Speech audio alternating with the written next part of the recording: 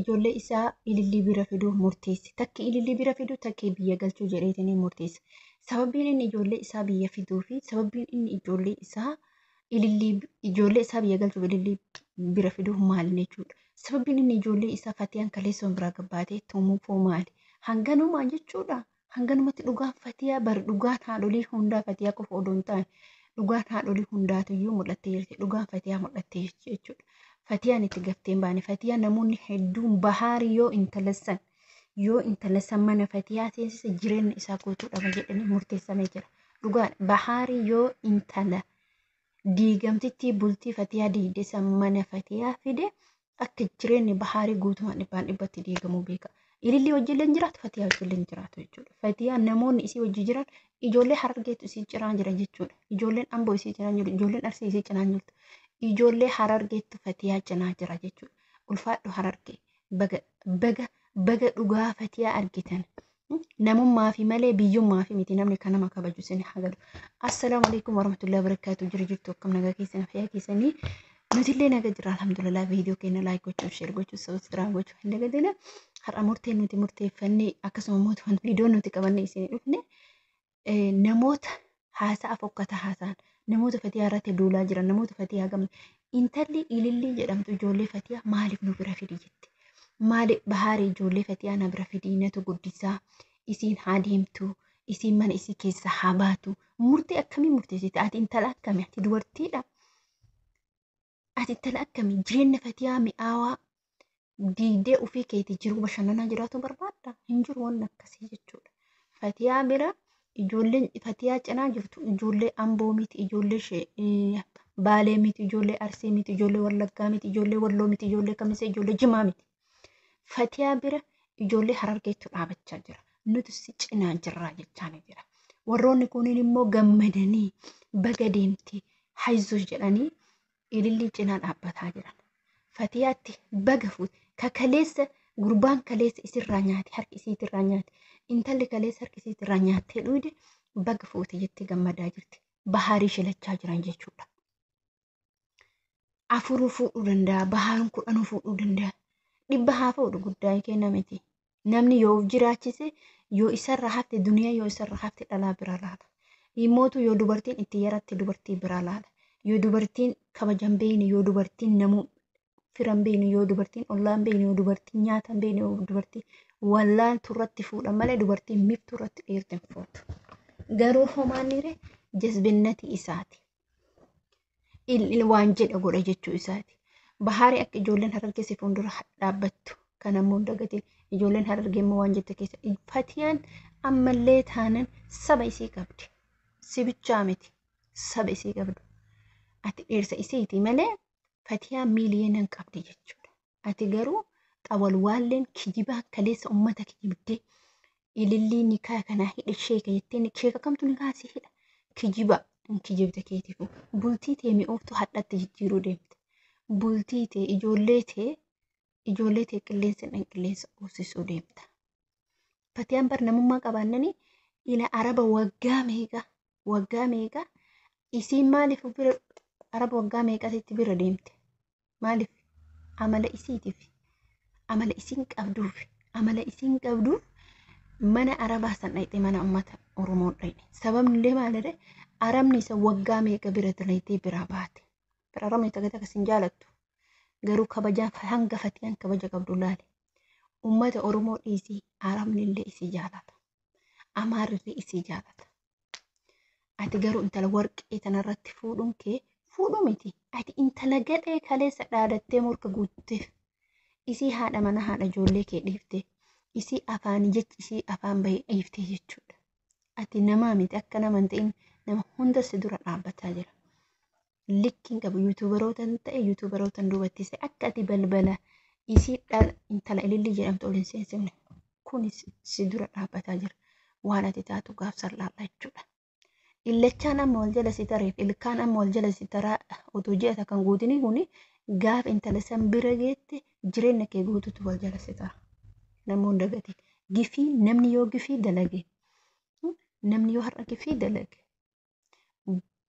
borummootuyyuu wanni naati haadha manaa keetii reessa dalagde kana caalatu si deebi'a. gaddeebite taqabdu gurguratte hiyyumatte karaarratti namummaa qabaattu bar ila duniyaa yoo namarraa hafte ilmaati.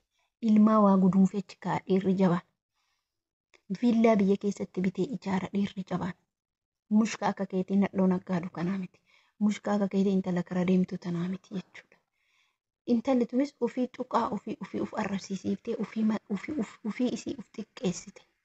Dhiira dhabdee bahaarin malee dhiira dhabdee inshaallah. Moo itti raagatte. Raagamoo dhiira dhabde bakka kana bichaan na dhibe. Akkamitti jireenya mi'aawaa mana keessa teettee irra nyaattee irra dhugdee akka jaalala isaa walii qaban argite akkamitti har'ammootu deebitee isatti heerumti. Si garramaa bara. Dhugumatti sirriitti si garrama. Nama tokkotu maal jedhe isinitti fakkaata. Dubartii takkatu jira. Dubartii jabduudha. Dubartii aqlii qabdu. Dubartii firaaf taate dachilleen hin quune jechuudha. Yaa Rabbi jedhe namni kun dubartii tana laalee. Guyyaa saniif hin yaadadha. Biyya alaa deemuuf paasapoortii baafachaa jira. Mucaa nama sanii sanduuqa. Wallaahi laziim jechuudha. Yeroo jalqabaatiif biyyaa ba'a. Garuu wanni ijoollummaa nama keessaa hin baddu. Yaadadha. Namni kun galgalas ganamas yeroo dhufe dubartii tana laala. Dubartiin tun maal akka taate. Dubartiin tun nama akkamitti taate dubartii tana laala. Isin haa galu. Gaafa kanatti maal jedhe isinitti fakkaata. Namni kun maal inni muca'uun akkana. Akkuma har'a fuula isii argitettis borullee fuula isii argita. Akkuma kalee argitettis har'as fuula isii argite. Mucayyootuna tahidda irraa akka dhaabatanii nama akkanaa argee hin beekuu. Kalee far'illee isiin fuulli isii tokkuma hin jijjiiramu. Namatti hin jijjiiramtu taazzabee dadhabee kana barka zarii irraa akka dhaabatanii jedhee dubbate. Argaa maaliif akka namni sun jedhe yoo isinii gale isinii gale. Dubbii tana keessatti qaqqabaa laala. Eenyuuf jedhe maaliif jedhe dubartii san maaliif isii akkas jechuu danda'e. Dubartiin suni nama zarii isiitii taatudha jechuudha. Garuu namoota akkanaa kana dubartii akkanaa kana jabeeffatan. Maaliif Fatiyaa jechuun nama akkasiiti. Nuti wayi isii beekna isiin beeku. Garuu ilma namaa tokko miskiinummaa isaa hojummaa isaa fayyaayanii gaarummaa isaa ija isaatirraa beeksisa. Mush meekaappii dibattee mush maal godhattee mush waan feetee godhatte. Fatiyaa tana rakkoo hedduu wajjin dabarsitan. As geettee abbaa makiinaa taate abbaa ijoollee taate har'ammoo gisee seerumaa bara isin dhiirra. Gaaf isinii dartu dubartii biraa soitan. Otoo uf jijjiiree maatii kiyya jijjiiree zarii kiyya jijjiiree taane dubartii wal jala baasuu guddattan jechuudha. Kuni tokko kaballeesse mataa dubartiiti. Kanarra deddeebinee dubbannee jirra jechuudha.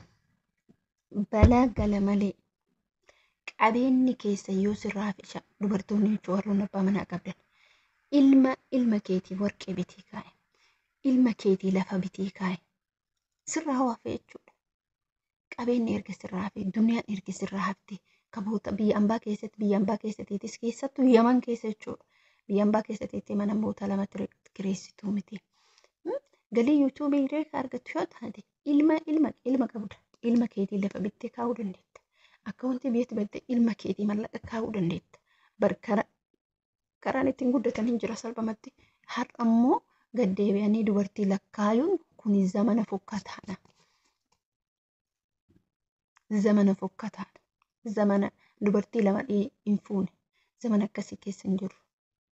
Zamana takkittii qaban akka killeetti kunuunsifatan keessa jira. Zamana takkittii qaban jaalala qabaniif ibsan keessa jira malee doofummaan dur warri durii sun jechuudha. Warri duritti hafte malee ta'ammaa fokkinnaa. Siigalee ta'ammaa fokkinnaa. Ta'ammaa hin taatu. Ta'ammaa abadan waa tokko keessa hin jirtu. Dubartiin lamaan amma ka qabeenya fuudhu irraa fayyadame ka jaalalaa fuudhu takkittii qabu wajjin jaalala isaa eegala. Xumurata. Jaalalaan jiraata. Jiru bareedduu jiraata. Kanaaf jechuudha hordoftoota kabajamtoota kiyyaa kaballeessaa qabu nuti dubartoota. Abbaa manaa keenya fuudhi jenneen karaa kabalu nuti. Wantoota akkanaa kanan dalagina abadan jechuudha. Maaliif ree hin taatu dubbiin bakka akkasiisan hin jiru. Biyya akkasiisan hin jiru. Kuni maaliif ta'e nuti gaafa nuti akkam jedhee isinitti akka nama bultii qabachuun beeynetti bakka karaa garaagaraatiin of gadi dhiifne booda bu'uun hin taatu. Kanaaf ati mana keetitti deebi'ii siin jedhe namoonni hedduun si gorfate. Gorsa kanammoo tabakkaan geettu si'i. Intala tanaaf jettee mana keetirraa hin badin mana keetitti deebi'i. Intalli tuni diigganis ilmoo keessi qorichise obaaftee ilmaan kee xarayde booda isaa wajji adlanyeeffattee jiraachuu barbaadde.